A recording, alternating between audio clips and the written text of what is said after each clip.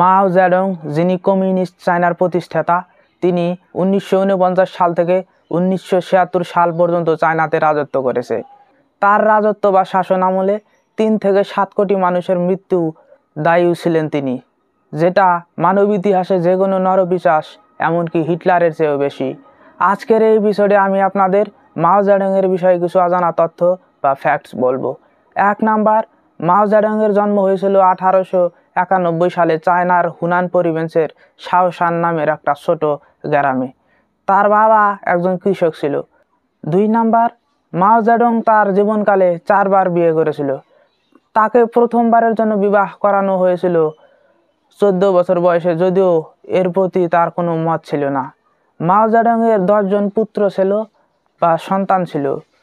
3 number, মাও জেডং এর জীবনকালের সবথেকে খারাপ নীতি হলো গ্রেট লিপ ফরওয়ার্ড।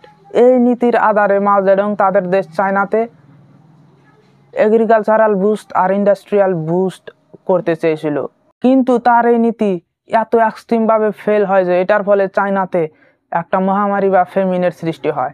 এই মহামারী বা ফেমিনের ফলে চায়নাতে 3 কোটি মানুষ মৃত্যুবরণ করে। শেষে আমি কয়েকটি কথা আপনাদের সঙ্গে শেয়ার করতে চাই।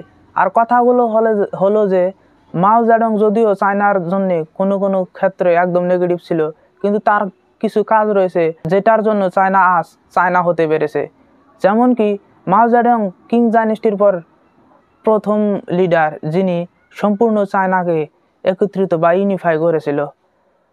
সে ল্যান্ড রিফর্ম নিয়ে আসে চায়নাতে, যেটার ফলে যাদের বেশি বা 100 বিঘা মাটি রয়েছে তাদের কাছ থেকে মাটি নিয়ে হোমলেস বা যাদের কিছুই নাই তাদের কাছে বিলিয়ে দিয়েছিল। এর ফলে চায়নাতে নতুন সম্ভাবনার সৃষ্টি হয়েছে। আজ চায়না যে সুপার পাওয়ার হতে পেরেছে এটা মূলত মাও জেডং এর জন্যই সম্ভব হয়েছে। চায়না আজ আমেরিকাকে টেক্কা দিয়ে নতুন ওয়ার্ল্ড অর্ডার সৃষ্টি করার স্বপ্ন রাখে। আমার প্রশ্ন আপনাদের কাছে হলো যে ভারত কেন পারছে না? চায়না যদি পারছে, কোন দিকে ভারত পিছিয়ে রয়েছে? এই প্রশ্নের উত্তর আপনারা কমেন্টে দেবেন।